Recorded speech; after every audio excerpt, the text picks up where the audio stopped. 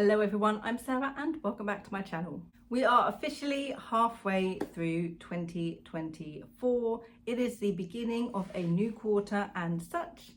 Time to reveal my quarter 3 quests, and at the end, because technically it isn't the end of the month yet, so I don't know what the official results are, I will be letting you know how I did in my 90-91 challenge. The only quest I had for the second quarter of the year. I haven't really done anything else. It's slightly depressing. Because I barely did anything in quarter 2, that means I have a little bit more to do in quarter 3, which I'm looking forward to, but also not looking forward to at all whatsoever. But I'm hoping the excitement for everything that I'm planning to work on is going to overcome the dread of having to do it. My first quest for quarter 2 is really very simple. It's get back into reading. The first quarter, and I think maybe April-ish, I did really well with reading. I was consuming books, I was reading them, I was enjoying them, I was having a fun time. I think I've read 6 or 7 so far this year. And then what happened was I got stuck on a book. And because I got stuck on the book and it was the last book at the time in my TBR pile, I was like, oh no, here we go. And it's weird because it was a book that it's a sequel that I wanted to read. And I started reading it and I was like, oh, I forgot how difficult this book is to read. What am I doing? It's a Dark Academia book. It's the second book in the Atlas 6 series, which I read in like a couple of days while I was on holiday last year. And I was like, oh, I've read this book in a couple of days. I must really enjoy it. Let me get the sequel. Now I'm thinking, oh, did I actually enjoy it? Or was it that there was nothing else for me to do in between all of the activities except read this book, and that's why I got through it so quickly? Perhaps. I think that might be the reason in hindsight. So I got stuck on that book and then haven't really read since, except for when I got 2 of the Heroes of Olympus books for Percy Jackson, Mark of Athena and House of Hades, which are my 2 favourite books. I've read Mark of Athena. I'm currently reading House of Hades. I don't know if I'm going to get the rest of the series. Those are my 2 favourite books out of them, so we shall see how it goes. But I do have a couple of books now to read on my TBR that I physically have. So hopefully come July I can get back into doing the actual reading part, and for the first time in a very, very long time, hit my 12 books in a year quest for reading, which I have every year and have failed miserably every single time I've set it. The next 2 quests that I have are both rewriting quests, which I'm not looking forward to, which I am looking forward to because I enjoy both of the books, but I'm not looking forward to because it's rewriting, and rewriting never excites me for very long, which means it takes a very long time for me to finish the rewriting stage. One of them is And So We Covet, which I've been rewriting for like a year and a half, maybe 2 years now. I can't remember when at all I last had this book betaed, but I'm still rewriting from that beta. I'm rewriting from draft 2.5 to draft 3. I'm still doing it. I've just gotten past midpoint. I did set myself a goal of finishing it before June, so I did not have more than 1 book to rewrite come the 3rd quarter. Did I? No, I didn't do it at all whatsoever. I got bored pretty quickly of doing it. I know what happens. Rewrites don't keep me excited. It's really, really frustrating, but I'm determined because I do want to then get that baited as well for draft 3, just to make sure the characters and arc are where I want them to be. And then I need to sit down and think about what I really want to do with this book, because it sort of failed querying here. And now it's like, now I don't know what to do with it, because I still enjoy the book. I still love the characters. I still get excited when I read it, but now I don't know what to do with it. And it's either, oh, do I buck up, and is it possible for me to query in America, which is a whole different ball game, which I don't want to do, but I might. Or do I want to look into self-publishing it, which I don't really want to do, but I could look into it and I might. It depends, you see, but I need to do something with this book. I want to do something with this book. I just don't know what. But in order for me to figure it out, I need to, finish it. So there's that. The second book that I'm going to be rewriting is Of Stars and Smoke and Other Intangible Things, which is a YA paranormal fantasy. It is first draft, second draft. So I've just had the second draft baited. That was at the end of last year, so not too long for that. So I'm going to go into the rewrites for draft 3 for that book. And my quest is to finish the rewrites for the entire book by the end of the third quarter, which is by the end of September. I feel good about that book. I don't think there's a lot of things that I need to majorly change about it, so I'm going to be rewriting it in a different way than I typically rewrite all of my projects. Usually I print them off as such and add all my colour codes for any beta notes and my own notes and bits and pieces that I need to finish with it, and then I rewrite it physically. So I will read what's here and rewrite it into whatever writing program I happen to be using, and I'll do it that way. Of Stars and Smoke and Other Intangible Things I feel does not need as much work as a lot of my other projects do, so I probably won't be printing off as a manuscript to rewrite it. I might just work solely from Scrivener. Again, we shall see what I do and how it works and what is going to be the best thing for me to do. But then obviously my goal then is to finish the rewrites for that and then get draft 3 baited. And then we can go from there, I guess. I don't know. See if it's good enough. Query. Who knows? Who knows? I'll get to a decent point with something at some point, sometime, as long as I can maintain doing what I do for an extended period of time without losing motivation or excitement or dopamine. Yay, my brain. No, yay, my brain. Don't yay, my brain. My brain is evil. The third quest I have for quarter 3 comes in 2 parts.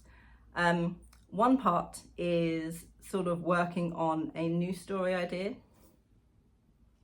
Do not look at me like that. I can't help it. I have a new story idea, okay? I got inspired by a painting of Lady Jane Grey, and learning about sort of her history and her life sparked in me, unfortunately, British history. Thank you so much.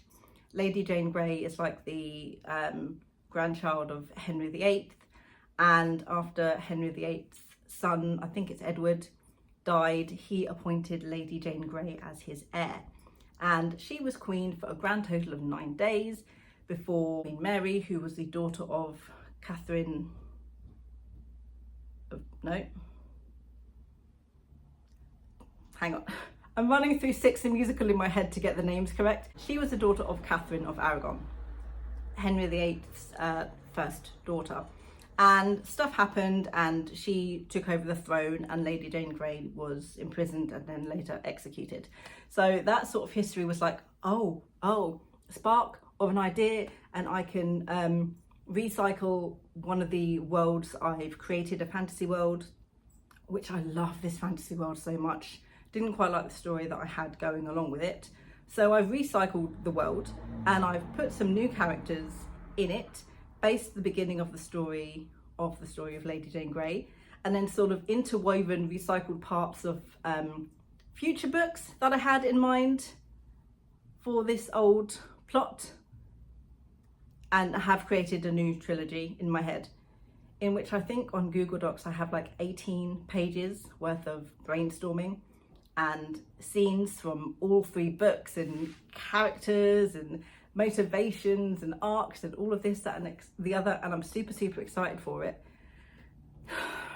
So I'm going to be working on that for quarter 3. I don't particularly have an end goal for it over the next 3 months. It's just work on it, but that does tie loosely into the fourth. It does loosely tie into the final thing I'm going to be working on for quarter 3, which is a little bit of a secret project. It's not that interesting. I don't know what I'm trying to make it out to be. The reason I'm keeping it a secret project as opposed to talking about it is because I'm not sure if what I'm doing is going to work. I'm not sure if it's going to exist in the way that I want it to exist. but it relates heavily to me trying to find new ways of doing things now that I have been diagnosed officially with ADHD, and I know that my brain works differently, in my overall quest to work with the ADHD as opposed to it working against me. My secret project is basically, how can I do what I need to do with ADHD? How can I maintain productivity, motivation, dopamine, continuing with projects, with work, with things that I have to do with the ADHD, knowing how my brain works and knowing what gets it excited and knowing when enough is enough. So, secret project, which hopefully at some point during Q3 I will be able to share with everybody, because apart from working on the secret project through Q3, I'm also going to be using said project if I get to that point through Q3, and that is something that I'm going to share my experience with all of you guys. So those are my quests for Q3 of 2024. I'm going to be in a completely different outfit after the next cut you see me to talk about what I have achieved in Q2. Completely unrelated to the 1991 challenge, but this came out today and it is ending me. Seriously, what the fuck? Tell me you procrastinate without telling me you procrastinate. It's the 4th of July. That first part I filmed the 27th of June. I finished the 1991 challenge on the 29th of June. Was going to film it Sunday. Got home from work, was like, you know what, I've just had a full day of work. I'm not bothered. I'll film it tomorrow when I get home from work. Wasn't bothered. And then Tuesday when I got home from work and I wasn't bothered. And then Wednesday when I got home from work and I wasn't bothered. So now it's the Thursday. And here we are to talk about the 1991 challenge and how I feel and what I did and the results that I got and the age-old question, am I going to do it again? I only have a little bit of ADHD. It doesn't affect me negatively at all, ever. I get stuff done. The 1991 challenge certainly opened up my eyes to what I am capable of doing in regards to consistency, in regards to working every single day, in regards to doing something writing related, even after a long day at work, even though I'm not feeling my best, even though I'm tired or stressed or this, that and the other. And yes, slightly different circumstances. This was a challenge. I had no choice but to do the work because, well, I had no choice but to live stream because I was live streaming every day. I could pretend to work on those days if I really wanted to. But I worked every single day, bar maybe, we'll say an hour to an hour and a half, maybe 2 hours max, which was spent sorting the kids out for bedtime because I picked a really bad time to start streaming, which was just as the kids were going to bed, so I didn't have to worry about the majority of them being up and about most of the time, which led to too long saying goodnight to them because sometimes they're like that. And maybe an hour and a half in total of me really not feeling it and getting super distracted and very badly scrolling on TikTok on my phone when I should have been writing. But for the most part, yes, I did stay focused. For the most part, even if I wasn't physically writing, I was staring at my screen going, I need to do some work. This is so terrible. What do I do? I don't know. But I still did the work. So I sort of half know that if I sit down and have my work in front of me and set some sort of timer, I could potentially, yes, do work even though I'm not feeling the best. If I take the challenge aspect out of it though, am I going to do that is the question. So that is what I need to really see next, is sort of give myself a quest, not a physical deadline, not a physical challenge, but just a quest, a personal quest, just to let's see what we can do in regards to work, you know, and to keep up the productivity and the motivation. And I can do it. I have done it. I did it for 90 days. can I continue off of my own back is the next thing I need to figure out. Either can I, or if I can, a way to do it that has the incentive that the 1991 challenge gave me without costing me money,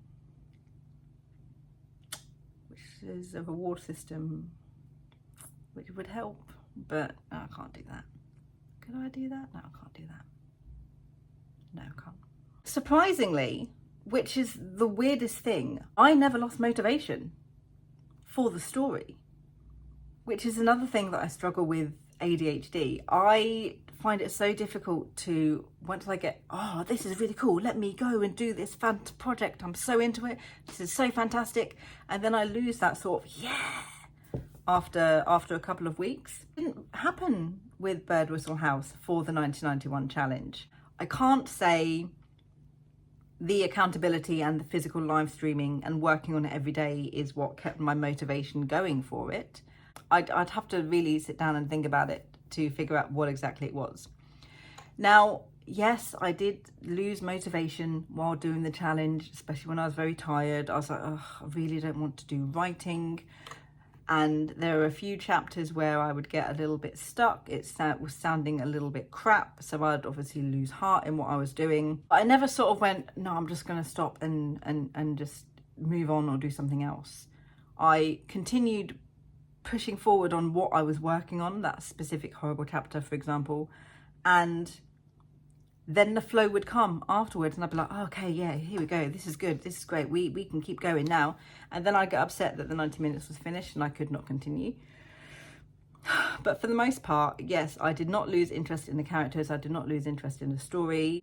The inspiration was continuously there for it, so I'm very glad that the focus for that was able to stick and stay and not do it, basically. I did discover a lot of things about the terrible way that I work on my projects though while doing Birdwhistle House, which for some reason hasn't quite clicked in my head before now, and is that my ADHD works completely against me while I am outlining and writing, which is not good.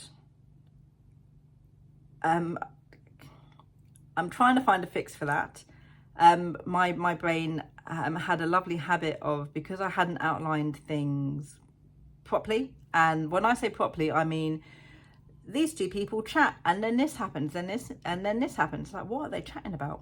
So my brain would just fill in like whatever my brain happened to be thinking of, and the subplots that just fell from my head into these chapters, which I hadn't thought of before and had no setup, plentiful. I changed the plot so many times because I could not remember, because all of my information is in like 7 different places for Birdwhistle House. I couldn't remember why certain things were certain things or how certain things came about, so I would make it up with what I thought it was, and then I would put it in the story, and then I would get to a specific chapter, and then that would be like, oh, it's supposed to be this other way, and then now the way that I've already written it does not make sense.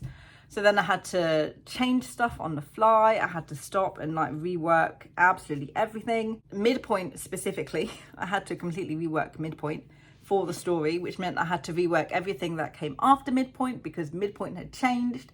So the plot and the stakes and the situation had changed from what I had outlined for the rest of the story, which then in turn affected everything I had already written prior to writing midpoint, because I wrote picking everything out of a box.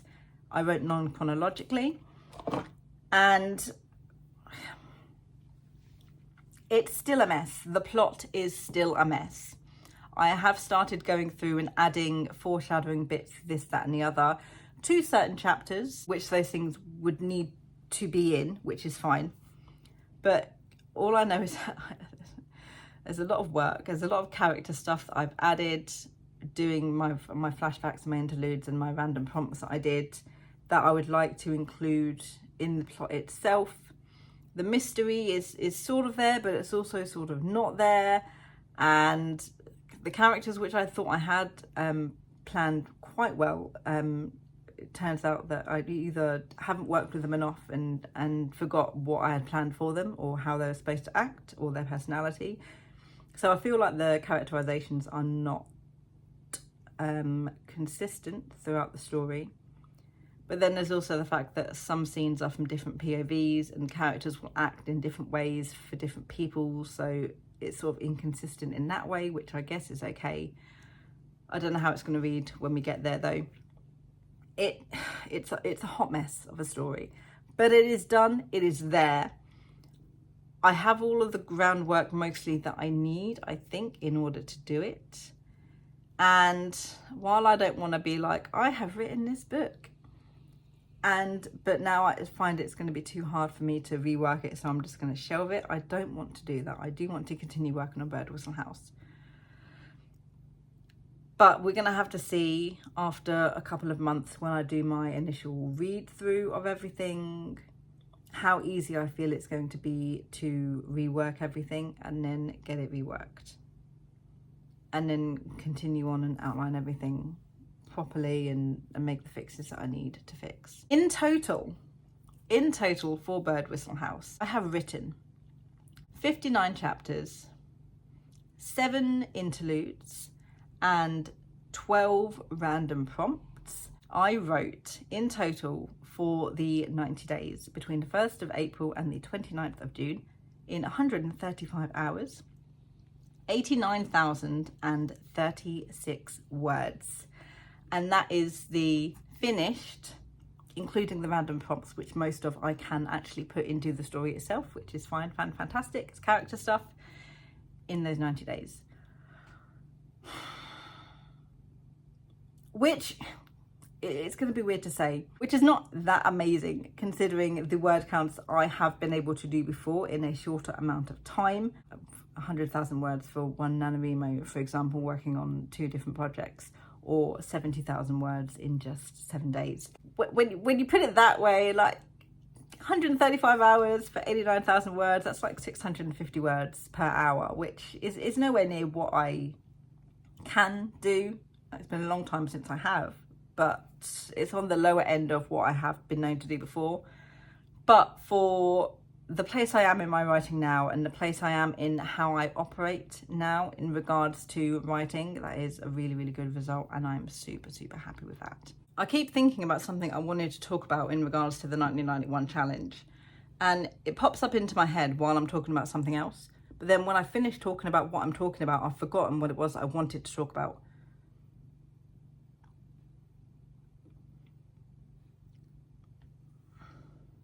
No, it's gone. It's gone. It's let me say this thing about the 1991 challenge because I feel it's important. And I forgot what it was. I bet you anything, as soon as I'm done recording this, I will remember what it was and be like, oh, that's what it was. So you might see another cut for me later, just be like, oh, this is what I wanted to say. I was just editing and I remembered what it was and I immediately forgot. I think it's gone forever. The important question. Will I do the 1991 challenge again? Yes, I will. When will I do the 1991 challenge again? I have absolutely no idea. It wasn't quite difficult for me, but it was a little bit awkward, difficult for the rest of the family. As you can see, my desk is in the living room. My kitchen table and my washing pile is right there. The kids' desk is right behind me there. And my husband's is right next door to it. So, finding a decent time to stream in between work, obviously, is the evenings, the weekends, the kids are at home. It is, well, they did get a little bit, you're streaming again? Really? Seriously? Because they've got to keep quiet. They can't keep running back and forth on camera. I'll be very careful about what they do or say when I'm streaming, because obviously I'm streaming. And it... I love them. Thank you guys so much for putting up with me while I was doing this. I really, really do appreciate it, family. Not that you're ever going to see this video. But it was just really awkward for them. And while I would love to do the 1991 challenge again, in the exact same way I did this time with live streaming every single stream, because it was so much fun, obviously, getting to talk to and participate with the community, seeing what you guys were all doing and sort of hyping each other up. Absolutely loved it. I'd need to reassess the situation in regards to, I would need my own space in order for me to make it a very, very regular thing to do. At the moment, I'm thinking in my head, I can make it at the moment a yearly thing. So next year, April, May, June, the second quarter, again, we could do the 1991 challenge, give everybody like a good 9 months to forget about this experience, and so I can do it all over again. But in the future, you know, when we have the space, when I have my own space, I'd love to do it maybe twice a year, make it a nice big community thing where we all just focus on the projects that we're focusing on. Second quarter and the fourth quarter, maybe we can stick NaNoWriMo in there as well if we absolutely need to. Or the first quarter of the year to really kickstart the year off to a good one, and then the third quarter just before all of the holiday stuff hits at the end of the year. I would definitely absolutely love to do it again, because it made me feel good, it made me feel productive. I got some work done. I got to know and talk to and communicate and chat and become friends with so many fun people who were watching the streams, and gave me some very fun ideas to do as well, which is not the best thing in the world, really, when I think about it. But that's fine. That's fine, I guess.